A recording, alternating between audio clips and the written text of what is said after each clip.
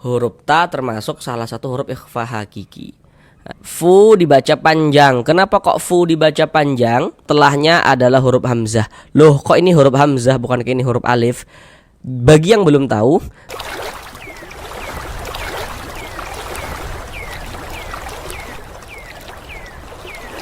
Assalamualaikum warahmatullahi wabarakatuh. Apakah Bapak dan Ibu, saudara semuanya masih belum lancar di dalam membaca Al-Quran, kemudian masih belum memahami ilmu tajwid, sehingganya tidak percaya diri ketika membaca Al-Quran? Mari belajar mengaji Al-Quran bersama kami. Akan kami jelaskan tajwidnya dengan pelan-pelan, sehingganya dengan penjelasan tajwidnya yang pelan-pelan, semoga Bapak dan Ibu, saudara semuanya dapat langsung dengan mudah dalam memahami ilmu tajwid Al-Quran. Karena dengan kita mempelajari ilmu tajwid, kemudian kita memahaminya, kemudian kita bisa menerapkan dengan sendirinya ketika membaca Al-Quran, maka tentulah akan memperbaiki bacaan Al-Quran kita.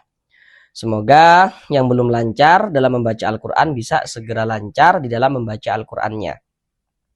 Jadi nanti untuk membaca Al-Qurannya akan kami bacakan dengan pelan-pelan, supaya mudah untuk diikuti oleh Bapak dan Ibu saudara semuanya. Bagi yang belum lancar ya, supaya mudah diikuti untuk melatih agar bisa segera lancar.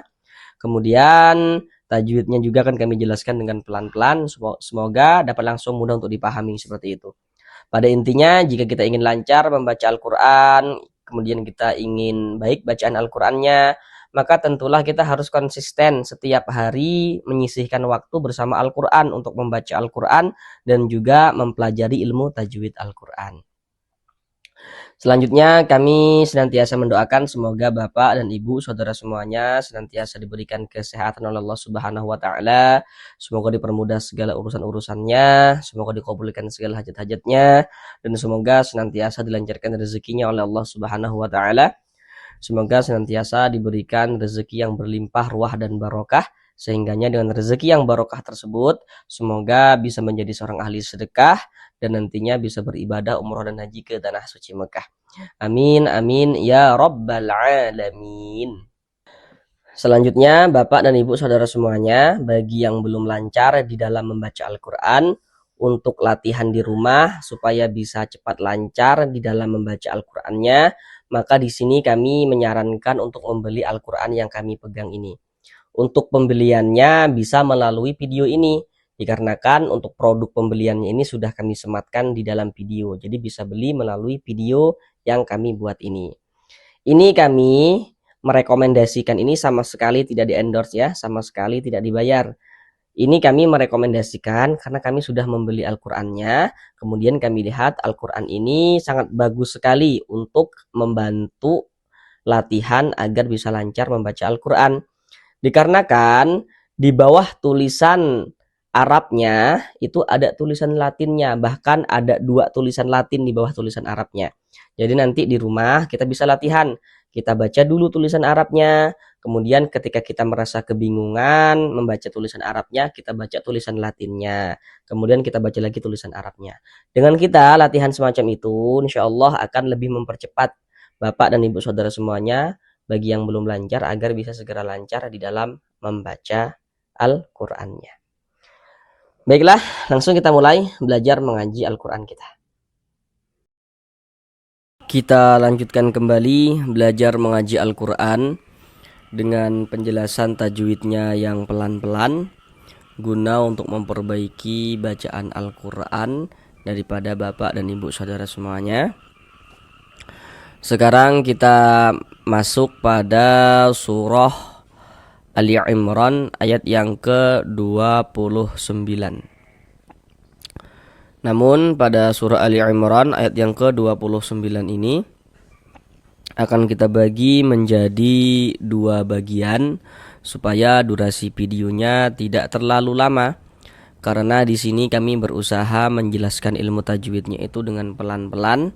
Harapannya semoga dengan penjelasan tajwidnya yang pelan-pelan itu semoga dapat langsung bisa dipahami dengan mudah oleh Bapak dan Ibu saudara semuanya yang belajar. Pada bagian yang pertama Kita sekarang ini masuk pada bagian yang pertama daripada surah Ali Imran ayat yang ke-29 ini. Pada bagian yang pertama ini kita akan belajar dari sini. Dari sini ya sampai bawah sini ya. Sekarang mari kita baca bersama-sama terlebih dahulu dengan pelan-pelan. Baru setelah itu akan kami jelaskan tajwidnya dengan pelan-pelan juga. Mari kita baca bersama-sama.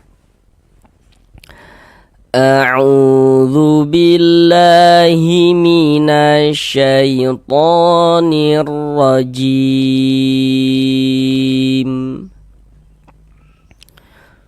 Bismillahirrahmanirrahim.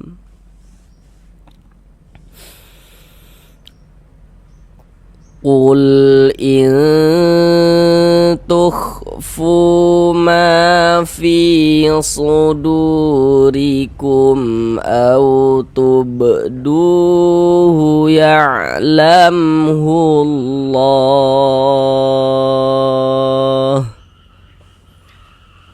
Sekarang mari sama-sama kita uraikan tajwidnya dengan pelan-pelan. Qul in tukhfu. Di sini ada huruf nun sukun, setelahnya huruf ta. Oh iya, nanti mungkin ada yang bertanya di sini ya. Huruf lam ini apa hukumnya begitu? Karena kemarin sempat ada yang nanya ya. Huruf lam ini disebut dengan huruf lam mutlak. Dia tuh dibaca izhar. Nah, terbaca huruf lamnya qul seperti itu. Qul in tukhfu. Kemudian di sini ada nun sukun. Ini huruf nun tanda sukun tuh seperti ini. Huruf nun sukun atau huruf nun mati. Huruf sukun atau huruf mati itu maksudnya sama saja. Nun sukun setelahnya adalah huruf ta. Perhatikan terlebih dahulu media gambar di samping. Kalau kita membaca Al-Quran, setiap kita menjumpai huruf nun sukun atau setiap kita menjumpai tanda baca tanwin atau harokat tanwin. Harokat tanwin atau tanda baca tanwin seperti yang kita lihat pada media gambar di samping itu bentuknya ada 3. Nomor 1 baris 2 miring di atas huruf, namanya adalah harokat fathatain atau tanwin fathah. Yang nomor 2 baris 2 di bawah huruf, namanya adalah kasrotain atau tanwin kasroh. Dan yang nomor 3 itu namanya dhammatain atau tanwin dhammah. Ketika kita membaca Al-Quran, di mana ada huruf nun sukun atau di mana ada tanda baca tanwin, maka di situ terjadi hukum tajwid. Jadi di mana ada nun sukun atau di mana ada tanwin, maka di situ terjadi hukum tajwid. Nah, untuk menentukan hukum tajwidnya itu perhatikan, setelah huruf nun sukun atau setelah tanwin itu ada huruf apa. Jadi nun sukun atau tanwinnya itu bertemu dengan huruf apa, ketahui hurufnya, maka kita bisa menentukan hukum tajwidnya seperti itu. Contoh tuh seperti ini. Ini ada nun sukun nih, ada huruf nun tanda sukun seperti ini. Di sini ada nun sukun. Berarti di sini terjadi hukum tajwid. Untuk menentukan hukum tajwidnya itu kita perhatikan huruf setelahnya. Nah, jadi setelah huruf nun sukun kita perhatikan. Setelah huruf nun maka di sini adalah huruf ta nih. Atau nun sukunnya itu bertemu dengan huruf ta. Huruf ta ini yang harus kita ketahui. Ini nun sukun. Nah, sebelah sininya nih, ini huruf ta. Nah, huruf ta ini yang harus kita ketahui. Huruf apa dia supaya kita bisa menentukan hukum tajwidnya. Seperti itu. Perhatikan media gambar di samping, huruf ta termasuk salah satu huruf ikhfa hakiki. Nah, jadi kalau kita membaca Al-Quran perhatikan, kalau ada huruf nun sukun atau ada tanwin, setelahnya itu bertemu dengan salah satu daripada 15 huruf yang di samping itu, maka hukumnya adalah ikhfa hakiki. Nah, jadi supaya bapak dan ibu saudara semuanya bisa menguasai hukum ikhfa hakiki ini, maka huruf-huruf ikhfa hakiki yang 15 itu mestilah dihafal seperti itu.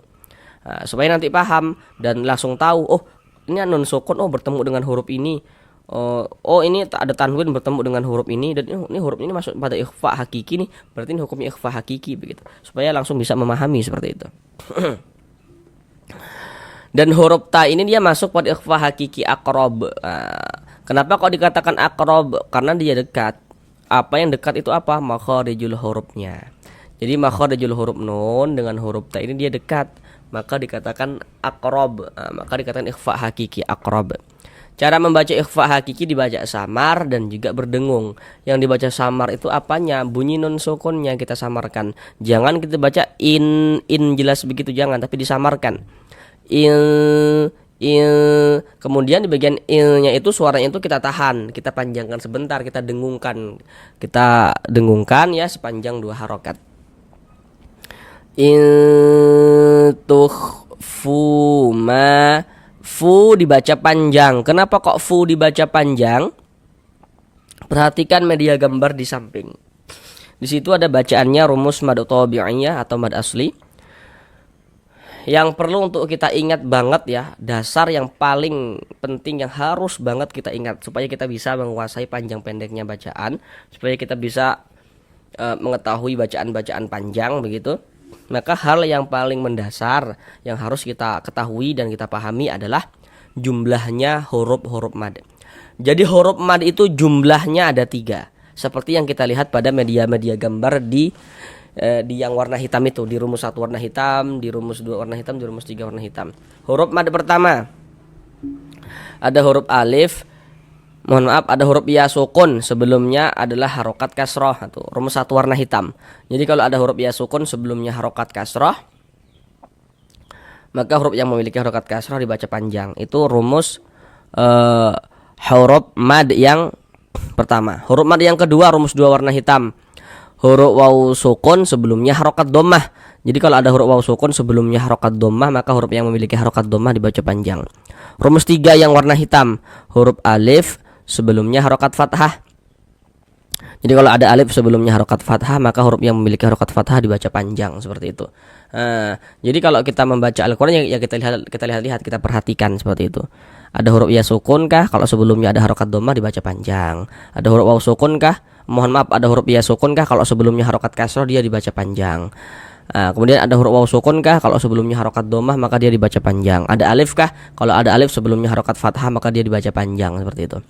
Kemudian nantinya di dalam Al-Quran huruf-huruf mad itu ya untuk menunjukkan tanda panjang, huruf-huruf mad itu bisa ditulis dalam bentuk-bentuk yang seperti warna hitam itu, yang artinya dia tampak, dia kelihatan huruf madnya. Bisa kita lihat ada alif sebelumnya harokat fathah gitu ya, ada waw sukun sebelumnya harokat dhammah, ada huruf ya sukun sebelumnya harokat kasroh. Tampak kelihatan huruf madnya begitu. Kemudian bisa juga huruf madnya itu dia tidak tampak, tidak kelihatan dari segi penulisannya, tidak ada begitu. Cuman dia diganti dalam bentuk seperti yang warna-warna biru itu. Jadi yang warna-warna biru itu pada dasarnya sama dengan yang warna-warna hitam, seperti itu. Jadi huruf-huruf madnya itu dia tidak tampak, tidak kelihatan, hanya dikira-kirakan saja. Ditulis dalam bentuk seperti yang warna-warna biru itu. Nanti kok dikira-kirakan begitu? Kalau dikira-kirakan bisa salah nanti. Ya enggak bisa salah, karena kan dikira-kirakannya itu ada tandanya tuh yang seperti warna-warna biru itu, seperti itu. Kalau fu ini dibaca panjang nih, fu dibaca panjang. Perhatikan rumus 2 yang warna hitam. Di rumus 2 warna hitam pada media gambar dan kan dapat kita lihat di situ ada waw sukun sebelumnya harokat dhammah, di bawah harokat dhammah tuh ada titik-titik tuh. Nah, titik-titik di sana tuh letaknya huruf yang dibaca panjang begitu. Jadi kalau ada waw sukun sebelumnya harokat dhammah, maka huruf yang memiliki harokat dhammahnya tuh dibaca panjang begitu maksudnya. Contohnya nih fu dibaca panjang. Karena di sini ada huruf waw sukun, ada huruf waw ini tanda sukun tuh seperti ini, ada huruf waw sukun atau huruf waw mati. Sebelum waw sukun di sini ada ini nih, ada harokat dhammah nih. Maka huruf yang memiliki harokat dhammah ini kita baca panjang, sehingganya fu dibaca panjang. Mad tabi'i panjangnya 2 harokat. Tukhfu ma dibaca panjang. Perhatikan rumus 3 yang warna hitam. Di rumus 3 warna hitam dapat dilihat di situ ya, ada alif sebelumnya harokat fathah atau tanda baca fathah yang baris miring tuh. Kemudian di bawah tanda baca fathah di situ ada titik-titik tuh. Nah, titik-titik di sana tuh maksudnya tuh di situ tuh letaknya huruf yang dibaca panjang. Jadi kalau ada alif sebelumnya ada harokat fathah, maka huruf yang memiliki harokat fathah dibaca panjang. Contohnya dalam Al-Quran tuh seperti ini. Jadi kalau kita membaca Al-Quran bertemu dengan alif, ini alif nih. Nah, ini alif. Sebelum alif ada ini nih. Ada harokat fathah nih. Nih baris satu di atas huruf harokat fathah atau tanda baca fathah. Ada alif, sebelumnya ada harokat fathah, maka huruf yang memiliki harokat fathah ini dibaca panjang. Nah, begitu. Sehingganya ma dibaca panjang. Mad tabi'i panjang 2 harokat sesuai dengan rumus 3 yang warna hitam. Ma fi dibaca panjang. Perhatikan rumus 1 yang warna hitam. Pada rumus 1 warna hitam, di situ dapat kita lihat ya, ada huruf ya sukun atau huruf ya mati. Sebelum ya sukun atau huruf ya mati ada harokat kasroh, di atasnya ada titik-titik tuh. Nah, titik-titik di sana tuh maksudnya tuh letaknya huruf yang dibaca panjang. Jadi kalau ada huruf ya sukun sebelumnya harokat kasroh, maka huruf yang memiliki harokat kasrohnya dibaca panjang. Nah, begitu maksudnya tuh. Contohnya dalam Al-Qur'an tuh seperti ini. Nah, jadi kalau kita membaca Al-Qur'an tuh kita perhatikan, kalau kita bertemu dengan huruf ya sukun, ada huruf ya, ada tanda sukun nih, huruf ya sukun atau huruf ya mati. Sebelum ya sukun di sini ada ini nih, ada harokat kasroh. Baris 1 di bawah huruf harokat kasroh atau tanda baca kasroh. Jadi kalau ada huruf ya sukun, sebelah sininya nih ada harokat kasroh nih, maka huruf yang memiliki harokat kasrohnya ini kita baca panjang. Mad tabi'i panjang 2 harokat. Fi sudu, du dibaca panjang. Penjelasannya sama lah dengan fu ini tadi. Karena di sini ada huruf waw sukun, sebelumnya ada harokat dhammah, maka huruf yang memiliki harokat dhammah ini dibaca panjang. Mad tabi'i panjang 2 harokat. Du dipanjangkan, durikum begitu, dipanjangkan begitu. Huruf ra memiliki harokat kasrah, baris 1 di bawah huruf harokat kasrah. Huruf ra yang memiliki harokat kasrah maka dia dibaca tipis, dibaca tarkik. Rikum, tipiskan huruf ra-nya. Di sini ada huruf mem sukun, ada huruf mem tanda sukun tuh seperti ini. Setelahnya adalah huruf hamzah. Loh, kok ini huruf hamzah bukan kayak ini huruf alif? Bagi yang belum tahu, jadi kalau ada alif, ada tanda bacanya. Huruf alif yang memiliki tanda baca, seperti ini nih, seperti ini ya, seperti ini. Huruf alif yang memiliki tanda baca maka itu adalah huruf hamzah, bukan huruf alif. Nah, itu penting untuk kita ingat ya. Huruf alif memiliki tanda baca, ini memiliki harokat ya, maka itu adalah huruf hamzah. Jadi huruf hamzah itu bisa juga ditulis dalam bentuk alif yang memiliki tanda baca seperti ini. Nah, seperti itu. Makanya ini mim sukun setelahnya adalah huruf hamzah. Perhatikan media gambar di samping.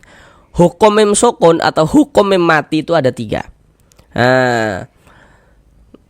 Kotak nomor 1, kalau ada mim sukun setelahnya huruf ba, hukumnya ikhfa syafawi. Kotak nomor 2, kalau ada mim sukun setelahnya huruf mim. Jadi mim sukun itu bertemu dengan huruf mim, hukumnya idgham mimi.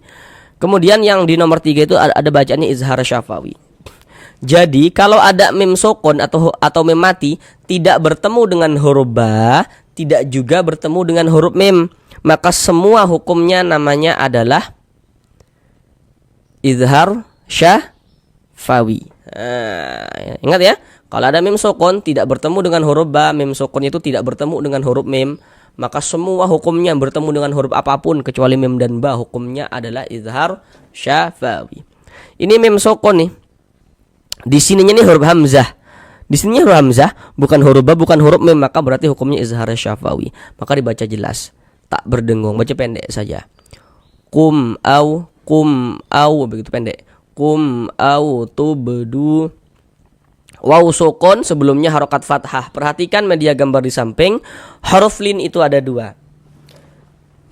Perhatikan yang di kotak nomor 1. Perhatikan polanya tuh, perhatikan. Nah, sudah dilihat ya polanya itu, perhatikan. Ada waw sukun sebelumnya harokat fathah begitu. Nah, kalau titik-titiknya di sana itu kan maksudnya letaknya huruf, di situ hurufnya boleh apa saja begitu. Nah, jadi di sini kalau ada huruf waw sukun, ada huruf waw, ada tanda sukun. Sebelum waw sukun di sini ada ini nih, ada harokat fathah. Maka berarti waw sukunnya adalah huruf lin. Kita baca lunak lembut. Au tubdu.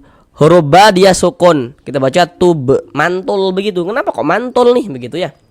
Perhatikan media gambar di samping. Huruf qalqalah jumlahnya ada 5. Jadi huruf-huruf qalqalah itu kalau dia sukun pantulkan. Jadi terjadinya pantulan itu kalau dia sukun saja, terjadinya qalqalah itu kalau dia sukun saja. Nah, ini huruf ba sukun pantulkan.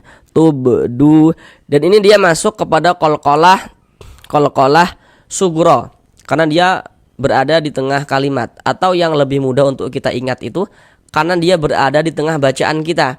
Nah, beda ceritanya kalau misalkan kita membaca Al-Quran, kemudian kita itu berwakaf, berhenti kita di huruf qalqalah, tepat di huruf qalqalah, maka dia menjadi qalqalah kubro.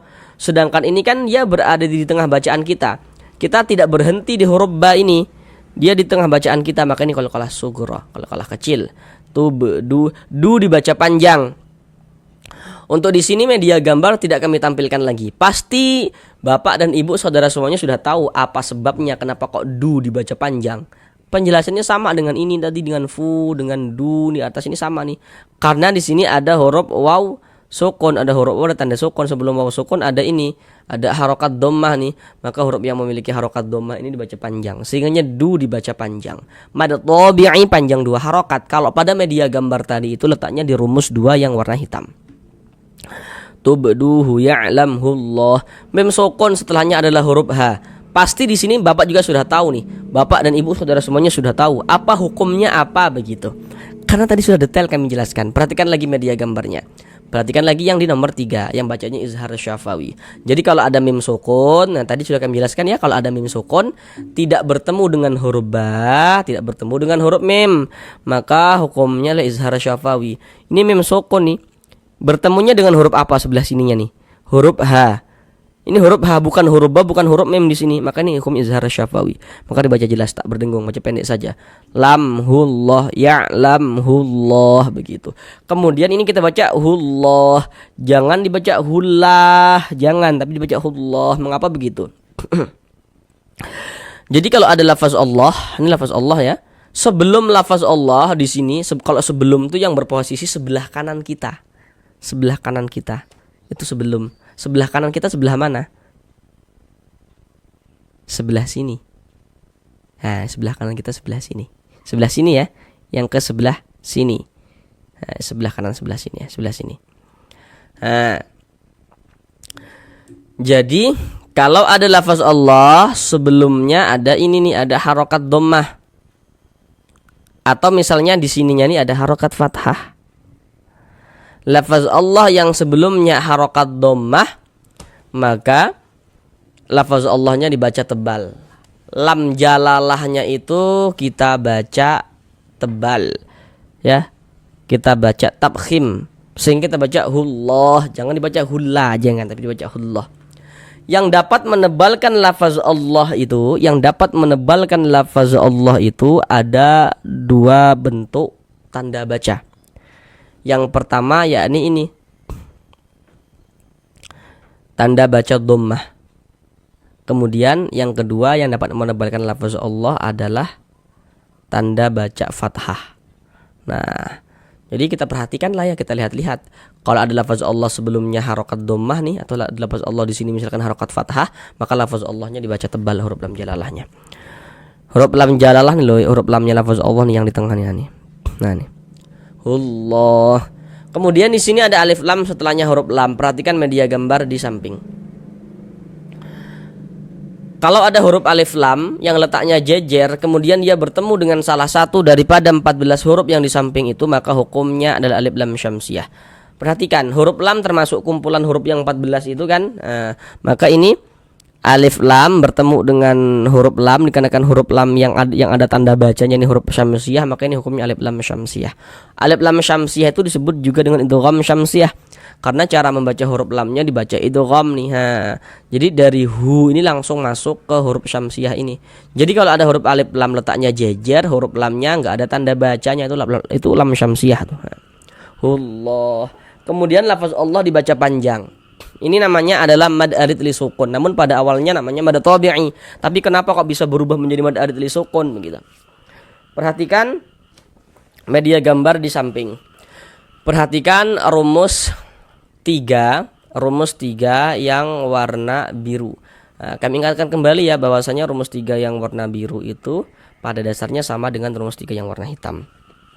Lafaz Allah dibaca panjang. Karena di atas lafaz Allah ada harokat fathah berdiri berbentuk alif kecil seperti ini. Nah, ini lafaz Allah dibaca panjang. Mad tabi'i panjangnya 2 harokat pada awalnya begitu. Nah, ini kalau kita lihat di sini ada huruf madnya ditulis. Huruf madnya itu kan yang seperti yang warna hitam, huruf alif sebelumnya harokat fathah. Ada nggak ditulis di sini huruf matnya? Nggak ada kan? Tapi dia diganti dalam bentuk harokat fathah berdiri berbentuk alif kecil seperti ini. Jadi di sini ini huruf matnya dia tidak ditulis, tapi kita kira-kirakan, oh bahwasanya kalau ada alif kecil atau harokat fathah berdiri seperti ini, oh berarti di sini kita kira-kirakan, oh berarti di sini berarti ada alif yang sebelumnya harokat fathah. Nah, begitu. Nah, coba perhatikan yang rumus 3 yang warna hitam itu ada alif sebelumnya harokat fathah begitu. Kemudian di bawah harokat fathah itu ada titik-titik tidak tuh? Nah, titik-titik di sana tuh letaknya huruf yang dibaca panjang. Di sini huruf yang dibaca panjang huruf apa? Huruf lam. Oh, berarti yang di bawah harokat fathah itu di situ adalah huruf lam. Jadi huruf alif sebelumnya harokat fathah dan yang memiliki harokat fathah itu adalah huruf lam seperti itu. Nah, dikira-kirakan seperti itu. Tidak ditulis huruf matnya, tapi ditulis dalam bentuk yang harokat fathah berdiri berbentuk alif kecil seperti ini. Nah, jadi maksudnya di sini huruf matnya itu dikira-kirakan begitu. Tapi kan dikira-kirakan nanti kalau yang masih awal-awalnya dia berpikir, oh dikira-kirakan nanti salah nih perkiraannya. Kalau dikira-kirakan ya nggak salah, karena di sini kan dikasih tanda ini. Sudah dikasih tanda ya nggak salah begitu. Pada awalnya dia namanya mad tabi'i pada awalnya. Kemudian mad tabi'inya itu bertemu dengan huruf yang disukunkan atau bertemu dengan huruf yang dimatikan gitu. Maka berubah dia menjadi mad arid li sukun. Mad tabi'i bertemu dengan huruf yang disukunkan, maka dia menjadi mad arid li sukun. Mad arid li sukun panjangnya boleh 2 harokat, boleh juga 4 harokat, boleh juga 6 harokat. Yang terpenting konsisten dalam sekali bacaan. Maksudnya konsisten itu kalau kita membaca Al-Qur'an, apabila mad arid li sukun kita baca 2 harokat, maka semua mad arid li sukun yang kita temui kita baca 2 harokat. Kalau kita baca 4 harokat, maka semuanya kita baca dengan 4 harokat panjangnya. Jadi panjangnya mad arid li sukun itu harus sama antara atas dan bawah, begitu.